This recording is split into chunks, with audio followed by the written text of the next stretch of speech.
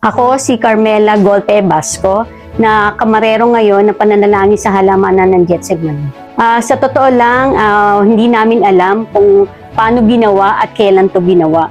Nagkataon lang nang minsan nililinis namin yung kamay ng poon, lumuwag siya. Nakakita kami ng papel na nado sa kamay niya na 1954. So nagtanong-tanong ako kung ilang taon na ba si Lola, yung pinakaunang may-ari, si Maria Maulawin.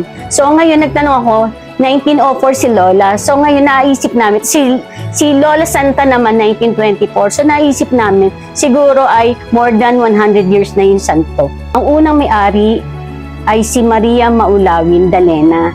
Tapos pangalawa yung anak niya, si Crisanta Delena Salem. Tapos yung pangatlo, palaki nila, yun yung nanay ko na si Crisanta Maulawin Echavarria Golpe, siyang nanay ko. So ngayon, sa akin yung napinasa, ako na si Carmela Golpe Basco. Maraming nagsasabi na milagroso yung aming antigong pananalangin. Unang-una, based dun sa mismong unang may-ari, si Lola Andang Iya, Maria Maulawin, one time na tutulog siya, napaginipan niya yung poon, na may nagnanakaw sa ilalim ng santo. Kasi yung pera nila palang mag-asawa doon nakalagay sa ilalim ng poon. So napaginipan niya na may nagnanakaw, parang reenact. Paggising niya, nakita niya wala na yung pera sa lagayan. Tapos one time, meron akong isang kaibigan na naging close ko.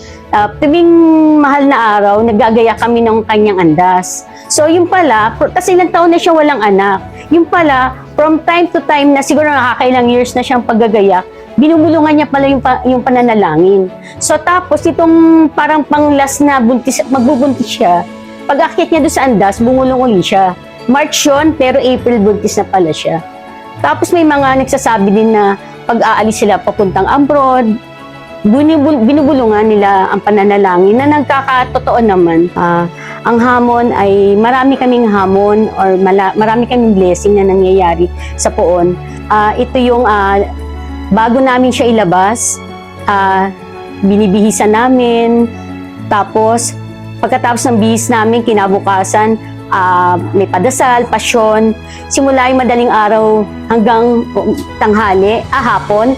Tapos, kinabukasan, prosesyon naman. Kahit na anong puyat o hirap namin, hindi kami napapagod, hindi nakakasakit. Tapos, hindi kami nahihirapan para ipundar o para alagaan, para sustentuhan, para paglabas namin ng pananalangin. Ngayon, meron siyang palayan, may kaingin, tapos meron din naman siya mga gamit na may generator. Lahat yun, napupunuan naman namin. Ligtas kami lahat, pamilya, kahit anong gawin namin pagod. Minsan, pumapasok ako sa trabaho, babalik ako, mag-aayos ng pabasa, may posisyon pa kinabukasan. Relax kami lahat. Yun yung blessing namin. Ligtas kami na hindi wala nakakasakit.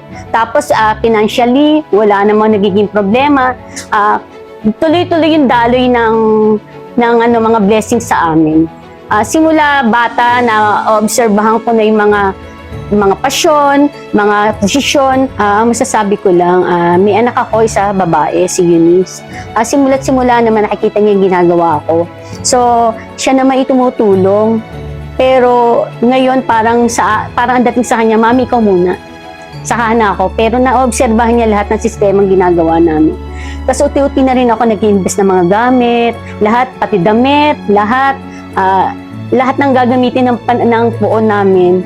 Nag-invest na kami mag-asawa para anytime, tapos may pera sa bangko, para anytime hindi kisibiro. May pasyon, may posisyon, siyempre pakain, sasakyan, yung andas, pagpapagawa ng andas. Lahat ng gawain ay talagang malaking atang sa kanya na